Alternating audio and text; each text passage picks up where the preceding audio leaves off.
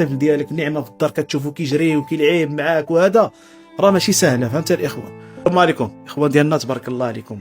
اليوم كاينه واحد الحاله، واحد الطفل في العمر ديالو 3 سنين. هذا معايا الاب ديالو. كيف ما كتشوفوا الطفل ديالو في عمره ديالو 3 سنين ما كيخلفش مسكين، وطلبوا له تحاليل. كيف ما كتشوفوا الاخوان عملوا التحاليل الاوليين، ها هما ياك هادو التحاليل اللي دازوا ياك. دابا عطاكم التحاليل جدادين واه. هادو التحاليل هما دابا خصكم تعملوهم دابا. فاش اخر اجل عندكم؟ 19 في هاد الشهر هذا. كيف ما كتشوفوا الاخوان هادو هما التحاليل، انا غنوريكم نخليكم في التعاليق باش تشوفوهم. الحاله ديال ياسين هو انه مسكين ما كيخلفش، باقي لحد الان ما شخصوش الحاله ديالو شنو هي بالضبط. دابا حاليا الناس واقفين على التحاليل باش يمشي للطبيب العائلي يعمل التحاليل ديالو. وكما كتعرفوا الحاله شويه، نتوما كتعرفوا الاخوان شنو كاين. دابا هاد التحاليل ملي غيخرجوا غيمشيو للطبيب ياك ضروري باش يشخص الحاله ديالو. الا ما عرفوش غيصيفطوهم على برا، غيصيفطوهم اوروبا. شحال طلبوا لكم؟ مليون فرانك، 10000 درهم. 10000 درهم. دابا ملي غيخرجوا التحاليل العائل نهار 19 باش يعمل التحاليل ديالو باش يديهم للطبيب باش يشخص لهم ديك الحاله. الا بحاله ما عرفوش التشخيص ديال المرض ديالو غيصيفطوهم اوروبا وطلبوا لكم 10000 درهم. 10000 درهم بالضبط. دابا الاشكال اللي كتجبروا مع الولد شنو يعني المعاناه اللي كتجبروا مع هذا الولد هذا شنو هو؟ معذبين معاه وكذا. خص شي واحد بعدا ما يبقى، خص يبدا واحد يبقى معاه دايما. واحد خصو ما يخرجش من الدار، خصو غير هو بوحدو يبقى دائما معاه. نخدم نديباني شويه من هنا شويه من هنا باش كنوفر له شويه ديال الليكوش. شحال ليكوش في النهار كتحتاج؟ كيدير 5 6 في النهار. في النهار يعني على الاقل خصك واحد باكيه هذا يومي ضروري. لا حول ولا قوه الا بالله.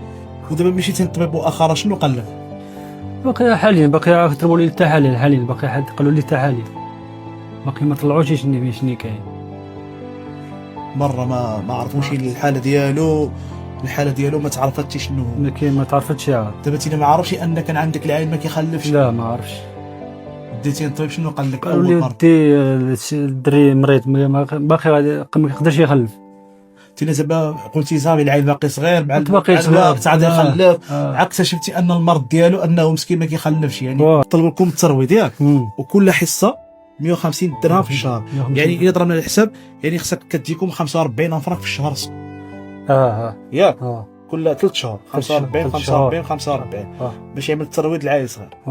المهم الاخوان ديالنا كيف ما شفتوا الحاله ها هي كلشي بغرض عينكم.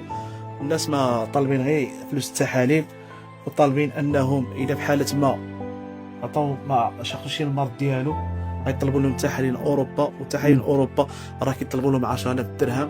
المهم انا غنخليكم الرقم السيد في الشاشه، اللي يقدر اخوتي تواصل مع السيد ها هو. كلشي بغا طايكم الحاله الطفل هي الله يحسن العون.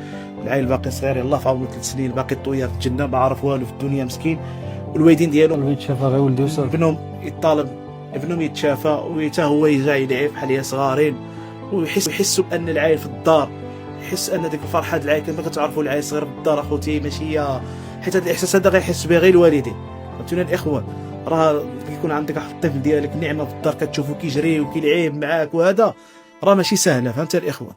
وكنتمناو من الله توقفوا مع هذا السيد هذا ونرجعوا البسمه ابتساما الاب ديالو، ونرجعوا الفرحه لهذا العيل المسكين حتى هو يرجع يلعب وكل حتى هو كيخلف. فهمتوني؟ هادشي اللي كاين اخوتي. السلام عليكم ورحمه الله وبركاته.